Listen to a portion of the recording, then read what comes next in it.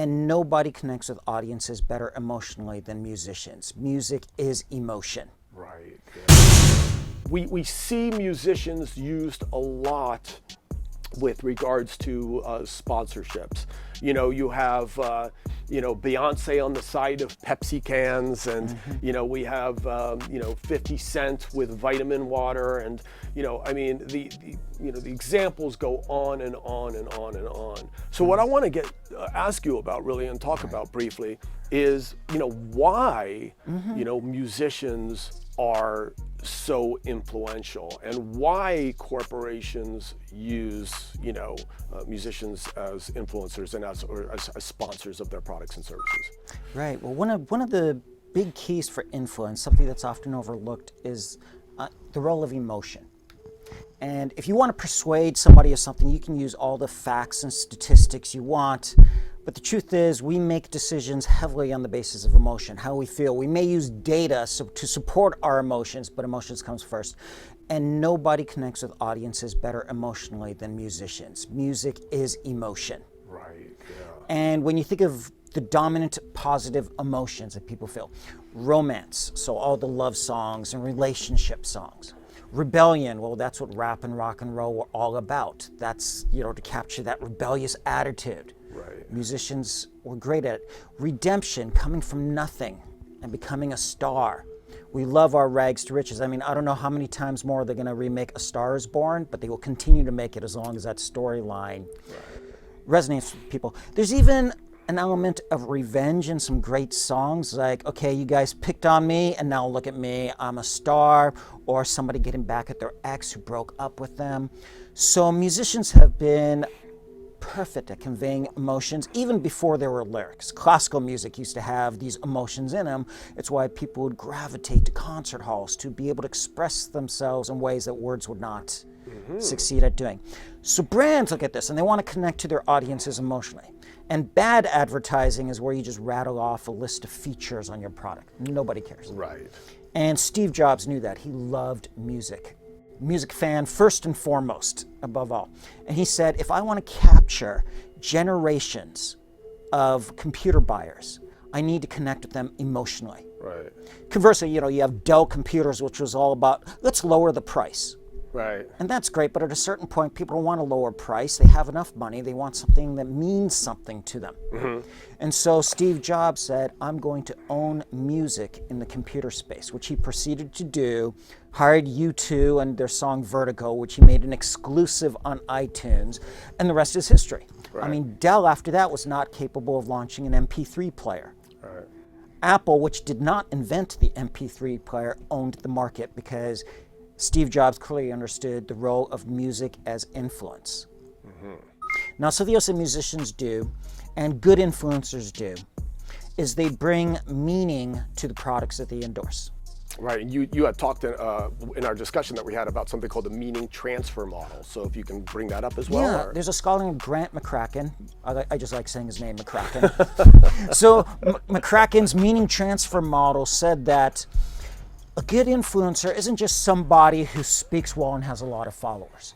They have a brand and an identity. They have a history. And when they endorse your product, a little bit of that history comes with them to the product. So if you hire Daniel Craig, James Bond, to endorse your product, Omega Watches does that. They don't even have to say 007. They don't have to plaster 007 in a watch. There's Daniel Craig wearing an Omega watch.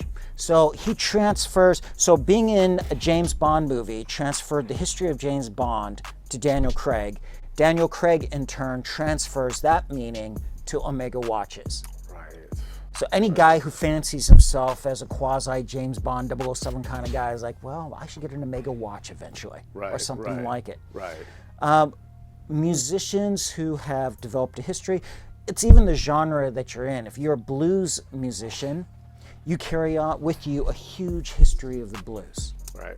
And then whatever you endorse, whatever you work with, then you're transferring that meaning to that brand. So I think it's really important for musicians not just to focus on the sounds they create and the lyrics they create, which are important, they're critical. We have to like what we're listening to.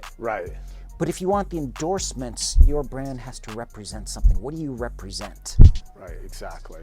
And right. then you're exciting to a sponsor. Beyonce is very outspoken. She's not just a great-looking person with great music. There are a lot of great-looking people with great music in this town. We're in LA. Right. You know, pop music school here at USC has a lot of great-looking people with great music. Right. But they haven't had the time to develop a history or an identity. And Beyonce has taken that opportunity to speak out on issues that are important to her. You know, feminism and diversity and civil rights. And it makes her a little controversial, but then brands want to latch onto that because that's resonating with the audience and they want to represent those ideals as well. Right. Very interesting points, but now let's look at the other side of that. Okay.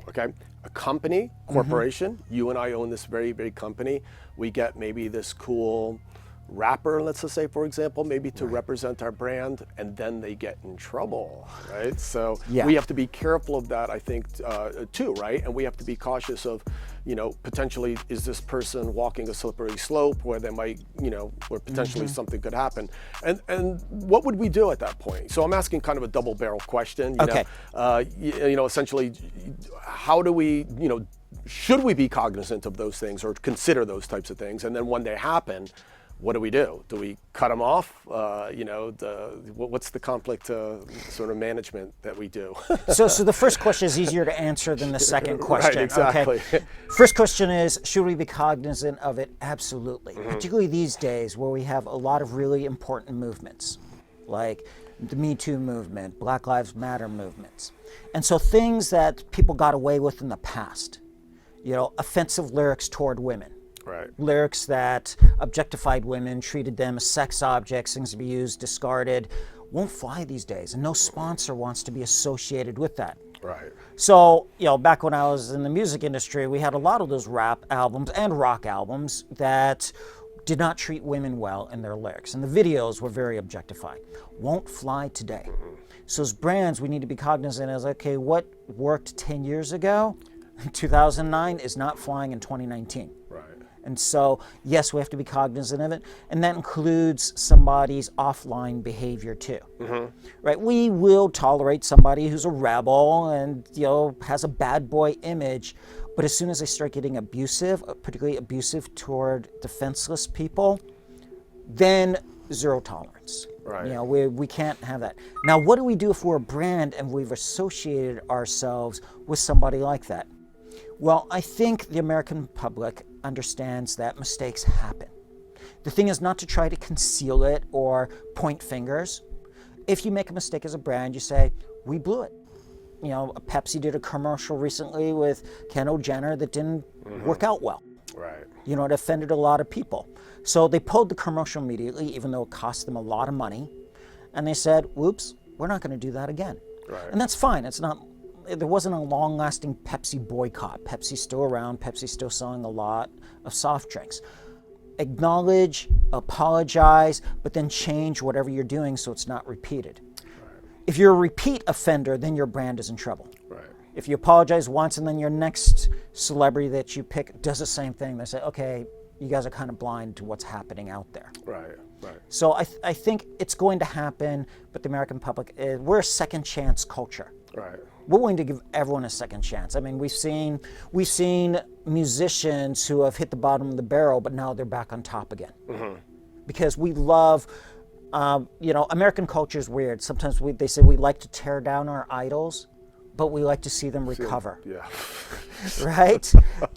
They admit themselves to rehab, whatever it may be, but then when they come back, we love that tour. I mean, I think this is why the movie Bohemian Rhapsody resonated with so many audiences. We got to see the rise, the fall, and the re-rise of Freddie Mercury. Right. And so I think it's okay. We just have to be cognizant of it. Right. Right.